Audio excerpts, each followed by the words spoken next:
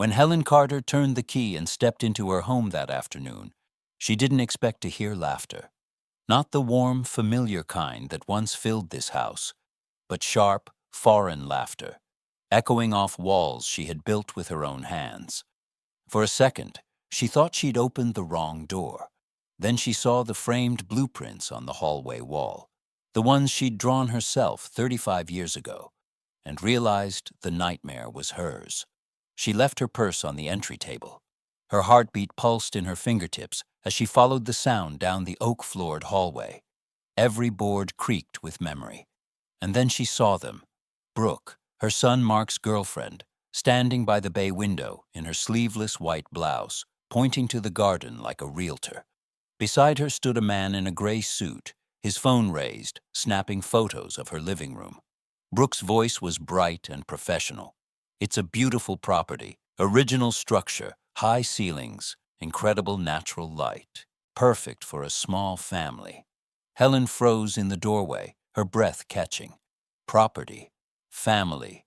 She'd heard those words in contracts and courtrooms, but never used to describe her life's work. The man turned, polite smile in place. "Oh, good afternoon, ma'am. I'm Ethan Maldonado, here to see the house." "The house?" Helen's lips moved before she even thought. "You're here to see my house?" Brooke's eyes met hers. A flicker, fear, calculation, then that syrupy voice she used when she was cornered. "Oh, Mom, I didn't hear you come in. I was just showing Mr. Maldonado the place.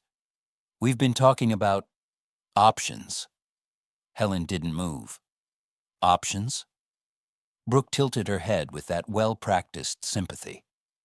"You've already lived your life, Mom. Don't you think it's time to simplify?" For a heartbeat, silence filled the room. Even the clock on the mantel seemed to stop.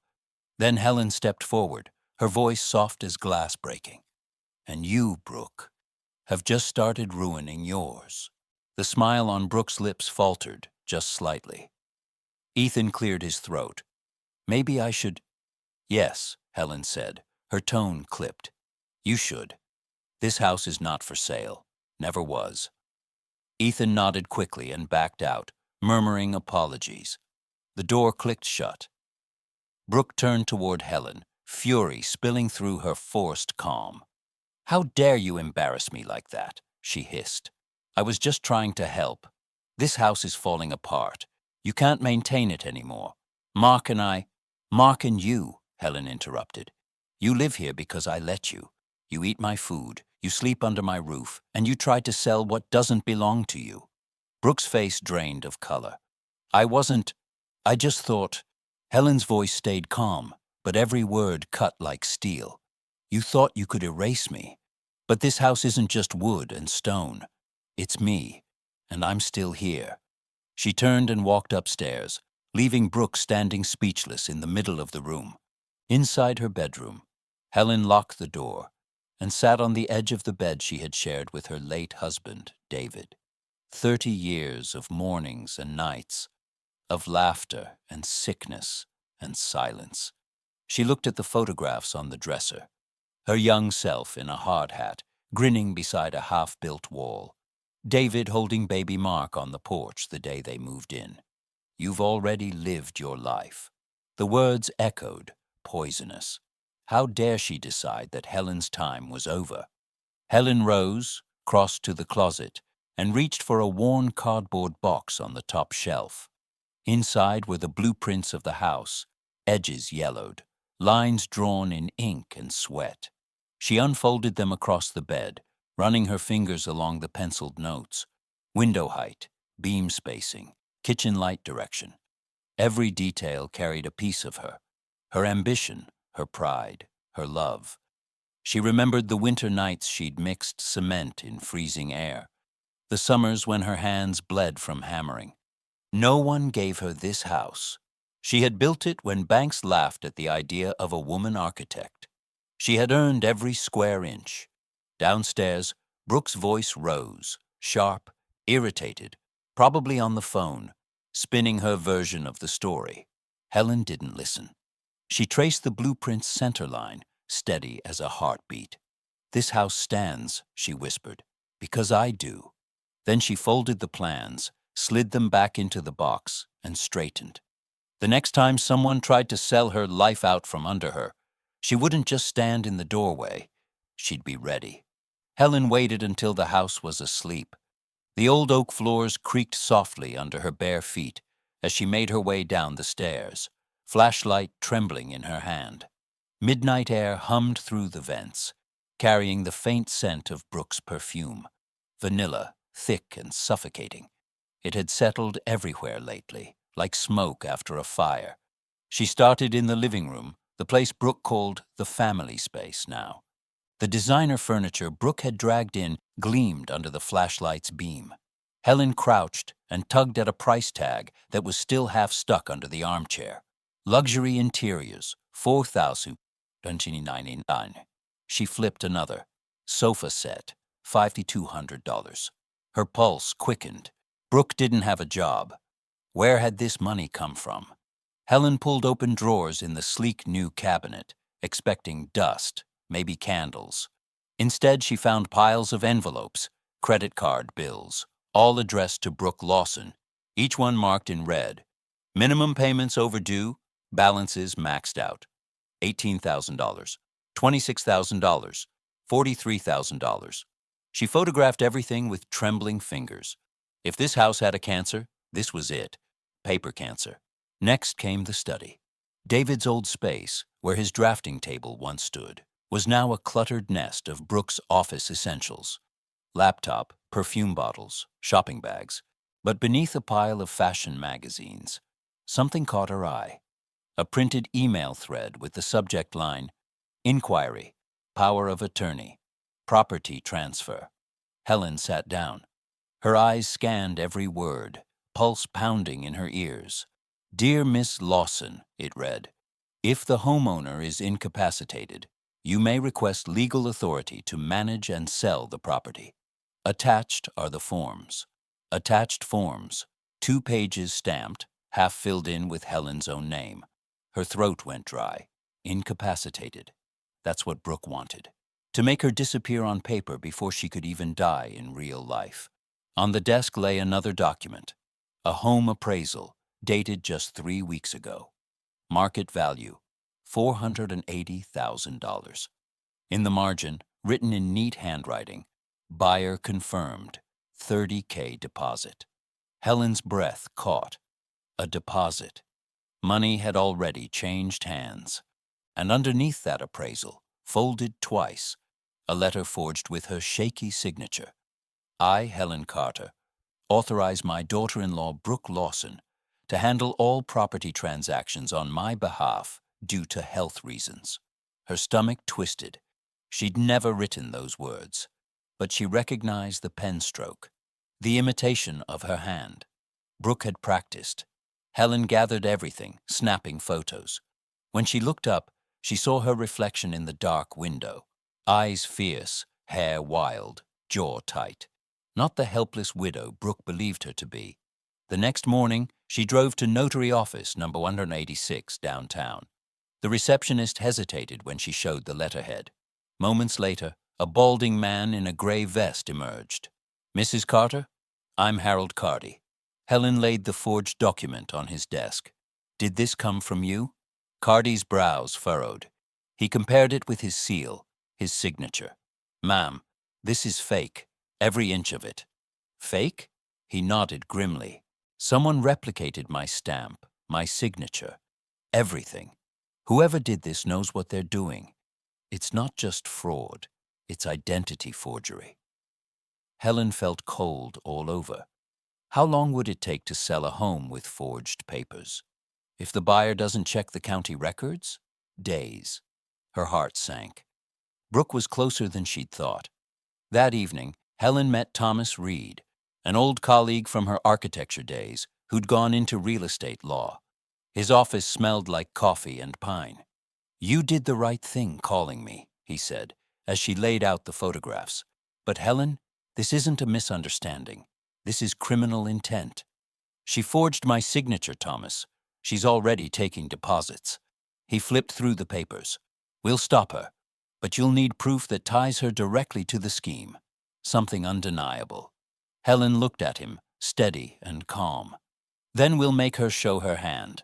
Reed studied her, half admiring, half alarmed. What are you planning? A trap, she said. But I'll need time. And eyes in my house. Over the next week, while Brooke preened and Mark worked odd jobs, two quiet men came by to service the Wi-Fi. They installed pinhole cameras, one in the living room lamp, one in the kitchen clock, and one in Helen's hallway mirror. Every smile, every phone call, every lie would now have a witness. Helen began to play her part. She fumbled with her keys, forgot names, left important documents conveniently out in the open. Brooke noticed. She hovered closer, her sweetness returning, the same way a wolf licks its prey before it bites. One night, the camera caught Brooke sneaking into Helen's room, photographing the will, whispering into her phone, "The old woman's slipping. She's almost ready to sign." Helen watched the footage in the dark, a slow, grim smile spreading across her face. She paused the video, Brooke's greedy reflection frozen mid-shot. "Almost ready," Helen murmured. "You have no idea." The house gleamed as if nothing had ever happened. Candles flickered softly across the dining table, the silverware glinting beneath the chandelier. Helen Carter had spent the entire afternoon cooking. Roast chicken, mashed potatoes, cornbread. The kind of dinner her late husband would have called a peace offering. But tonight wasn't peace. It was war. Dressed in linen and light. At exactly 7, the doorbell rang. Helen smoothed her navy dress, the same one she'd worn to David's funeral, and went to greet her guests. Thomas Reed arrived first, briefcase in hand, eyes sharp behind his glasses. "You're sure about this?" he whispered. Helen gave him a small nod. "I've never been surer of anything." Next came Ethan Maldonado, the unsuspecting buyer Brooke had lured weeks earlier. He looked confused, but polite. "Mrs. Carter, thank you for inviting me. I'm not exactly sure why." "You will be," Helen said, ushering him inside. Then Mr. Harold Cardy, the real notary, entered, his expression grave, his official seal tucked into his jacket. "I'm here to set the record straight," he said quietly. Helen smiled. "Good. That's exactly what tonight is for." Finally came Luis Ortega, neatly dressed in a pressed shirt and jeans. The man's hands were rough, the kind that fixed engines and built lives. He nodded respectfully. "Thank you for letting me come." When Brooke saw him, color drained from her face like paint running off in the rain. She froze mid-step, clutching the back of her chair. "Javi," she whispered. "Not Javi," he corrected. "Luis, the name on our marriage certificate." Mark's head jerked toward Brooke. "Marriage certificate." Helen took her seat at the head of the table. "Yes," she said calmly, unfolding a piece of paper from a folder. "This one." Brooke's voice cracked. "It's not what it looks like." Helen's tone sliced cleanly through the room. "It's exactly what it looks like. You never divorced him. You married my son while still married to another man. That's bigamy, among other things." Mark's face went slack, disbelief clawing at his voice. "Brooke, tell me this isn't true." But Helen didn't give her the chance. She tapped the table twice. A cue. Thomas Reed opened his laptop and connected a small projector. The white dining wall lit up. First image. Brooke and Luis's marriage certificate, dated 2017. Second image. Credit card debts, all under Brooke's name, amounts flashing like accusations. Third. Video footage. Brooke sneaking into Helen's room at night, rifling through drawers, snapping photos of documents. Her whispering voice played over the speakers. "The old woman's slipping. She'll sign soon." The room went silent except for the steady hum of the projector. Then came the audio recording. Brooke's voice on the phone. "Same plan as Denver. 480 grand, clean cut. The sun's soft. The old lady won't know what hit her." Ethan Maldonado's face went pale. "You mean I was buying a house from a fraud? Helen nodded. Yes, and you were about to lose $30,000 in the process. Brooke stood abruptly, her chair screeching. This is all twisted. I was trying to help this family. You— Enough, said Harold Cardy, stepping forward. I've already filed an official complaint. The county has issued a warrant. Brooke blinked. A warrant? Two plainclothes officers stepped into the doorway. Brooke Lawson, also known as Brooke Ortega. You are under arrest for document forgery, fraud, and theft. The sound of the handcuffs clicking shut echoed across the hardwood like a final verdict. As they led her toward the door, Brooke twisted back, eyes blazing. You think this makes you a hero, Helen? You think your son will ever forgive you for this? Helen's gaze was steady. He doesn't need to forgive me. He needs to see you for who you are.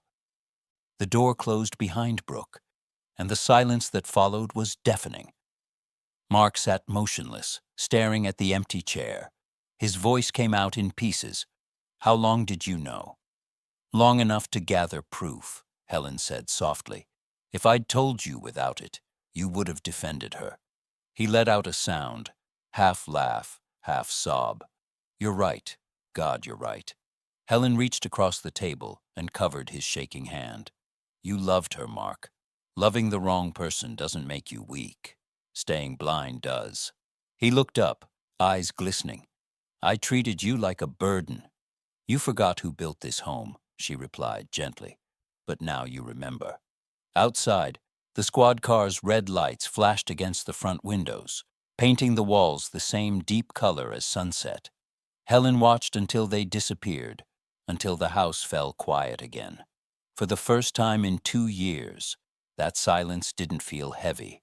It felt clean, like a home finally breathing again. Winter melted away slowly that year, as if the cold itself was reluctant to leave the Carter house. The storm had passed, but its echo lingered, in the quiet mornings, in the sound of the wind sliding against the windows, in the space at the dinner table where betrayal once sat. Brooke's trial came and went like a season Helen refused to name. The newspapers called it the Lawson fraud case, but Helen never used that name again. Names belong to people, she told Thomas Reed, and she gave hers away long before she gave mine. Brooke pled guilty to forgery and fraud. 8 years. No parole. The judge's gavel sounded like a door finally closing. Helen didn't attend the sentencing. She spent that morning in her backyard, pruning the stubborn lemon tree she'd nursed through 30 Ohio winters. Its bark was cracked and gray, but new buds pushed through anyway. You're just like me, she whispered. You bloom late, but you still bloom. After that, the days grew simple again. For the first time in years, she could hear the tick of the kitchen clock, without tension curling in her stomach. She took down Brooke's glossy decor and replaced it with old wooden shelves, the kind David had built in their first apartment. She painted the living room walls a soft white. The air felt lighter, clean, like a house taking its first deep breath after holding it too long. On Saturdays, Helen began hosting small workshops for women in town. Widows, retirees, single mothers, anyone who wanted to learn basic design or carpentry. She called it Blueprint Basics. Design your space. Defend your space. The name made people smile, but to Helen, it was more than a slogan. It was a quiet rebellion against every person who had ever been told they were too old, too gentle, too female to build something that lasts. The first class met around her kitchen island, the scent of sawdust mixed with coffee. Start with what's real, she said, showing them how to measure twice before cutting. Blueprints don't lie. People do. The women laughed, but some of them teared up. They understood. Mark came every Sunday for dinner now, never empty-handed. Sometimes it was flowers, sometimes just a loaf of bread from the corner bakery. He'd knock softly, never barging in, never assuming. "Can I come in, Mom?" he always asked. One evening, as they ate by candlelight, Mark said, I saw the house listing again. Same model, same layout as yours. But it didn't feel the same. Helen smiled faintly. Because homes don't come from blueprints. They come from hands, from who we are when we build them. Mark looked down, his voice cracking. I'm sorry I didn't see it sooner. Helen reached across the table, brushing his wrist. You see it now. That's enough. He exhaled shakily. She said you'd already lived your life. But looking at you now, I think you're just starting it over. Helen chuckled softly. Maybe rebuilding counts as living. Outside, the wind shifted. The lemon tree's branches trembled against the window, white petals catching the light from the dining room. It looked almost like snow, but gentler, forgiving. That spring, Helen received a small plaque from the town council, Community Builder Award. It was meant to honor her classes, but when she held it, all she could think of was that first night. The laughter in her living room, the fear, the fight, and the long road back. Later that evening, she sat alone on the porch with a cup of tea and the blueprint spread across her lap. The paper was fragile now, corners curling, lines faded, but it was still whole, still hers. She thought about everything she had lost: trust, comfort, a false sense of safety, and everything she had gained: boundaries, truth, and a son who finally looked at her with respect instead of obligation. A car passed on the street, headlights sweeping across her porch. For a second, they lit up the blueprint's centerline, the one she had always called the spine. Helen traced it with her finger and smiled. Some storms knock you down, she whispered, voice steady and warm. The right ones teach you where to pour the new foundation. In the distance, thunder murmured, soft, harmless, just weather now. And for the first time in years, Helen Carter leaned back, closed her eyes, and let her house breathe with her.